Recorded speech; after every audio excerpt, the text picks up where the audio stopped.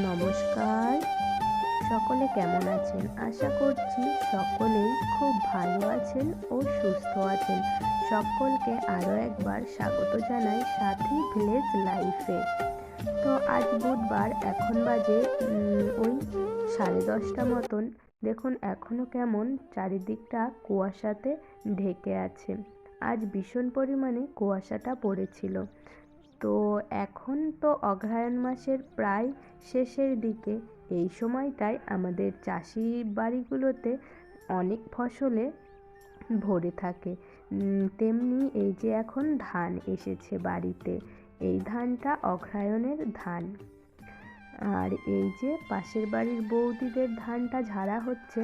আর এই যে দেখুন দীপ, আমার এই বাড়ির দাদার ছেলে। ও অতটুকু মানুষ হলে হবে কি, ভীষণ গুণী ছেলে। যেমনি পড়াশুনোতে তেমনি আবার ঠিক বাবার সঙ্গে একদম কাজবাজেও অনেক এক্সপার্ট। তো এই যে ধানগুলো ঝাড়া হয়েছে আর বৌদিরা এখানে বিচুলিগুলোকে বাঁধছিল। তো আমি এসে আবার একটু ভিডিও করলাম। তারপরে এই যে সন্ধ্যাবেলাতে, যেহেতু শীতের সময়, নানান ধরনের পিঠে তো ছড়াছড়ি হবেই। তাই জন্য এই যে আমি কাজু আর কিশমিশ নিয়ে এই রান্নাঘরেতে চলে এলাম। মা আজকে বানাবে পাটিসাপটা পিঠে আর ওইদিকে করবে পায়েস। আমার দাদাও বাড়িতে এসেছে, ওরও আবার যাওয়ার সময় হলো। তো দাদা বাড়িতে আসলে মা এমন ধরনের খাবার সবসময়তেই বানানোর চেষ্টা করে। আর এখন তো আরও শীতের সময়, আর শীতের মধ্যেই তো নানান ধরনের পিঠে পুলি খেতে ভালো লাগে। আর পিঠের মধ্যে সবথেকে ফেভারিট হলো পাটিসাপটা, আর ওইদিকে হবে পায়েস। তো পাটিসাপটা পিঠের ক্ষীরটাকে মায়েই যে তৈরি করে নিচ্ছে। আর এই হচ্ছে খেজুরের গুড়, যেটা সবসময়তেই আমাদের বাড়িতে থাকে আর কি। আর এখানে আছে চালের গুঁড়ো। তো এই যে হচ্ছে পাটিসাপটা পিঠের ক্ষীরটা।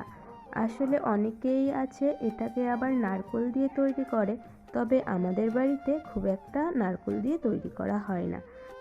আর এই যে চালের গুঁড়োর মধ্যে কিছুটা পরিমাণে গুড় আর এই যে উষ্ণ একটু দুধ আর গরম জল গুলিয়ে মা ওই পাটিসাপটা পিঠের ব্যাটারটাকে তৈরি করে নিচ্ছে। তো দেখতে থাকুন আপনারা।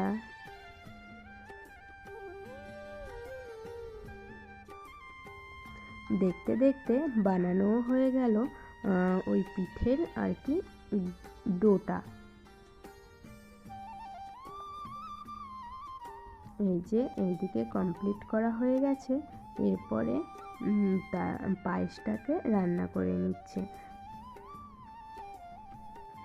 পায়েসও হয়ে গেছে, এখন কাজু আর কিশমিশগুলোকে দিয়ে দিল। আর একটু কিছুক্ষণ রান্না করলেই পায়েসটা হয়ে যাবে। শীতের সকালে এই পায়েসটা খেতে ভীষণ পরিমাণে ভালো লাগে।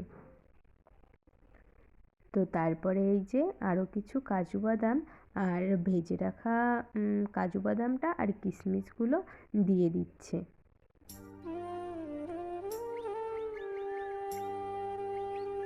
তারপরে এই যে আরেকটু মিষ্টি হওয়ার জন্য এখানে মা মিশ্রিটা ব্যবহার করলো।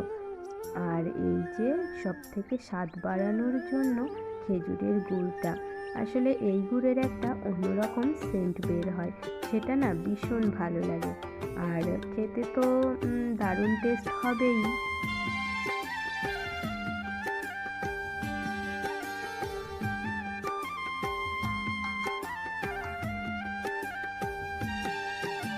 তো মায়ের পায়েসটা হয়ে এসছে, এরপরে মা লাটিয়ে দেবে।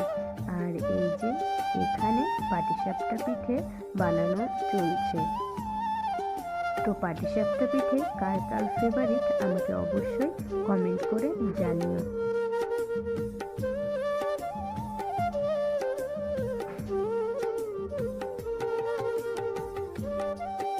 পাটিসাপটা পিঠেটা আমাদের বাড়িতে সবাই ভীষণ পছন্দ করে। তো দেখতে দেখতে এই যে মায়ের একটা পিঠে বানানো হয়ে গেল। আর এখানে দাঁড়িয়ে দেখতেও লাগছে ভীষণ ভালো। তো তারপরে আরেকটু পরেই এই যে দেখি অনেকগুলো পিঠেও বানানো হয়ে গেছে। তো দেখুন কি সুন্দর দেখতে লাগছে।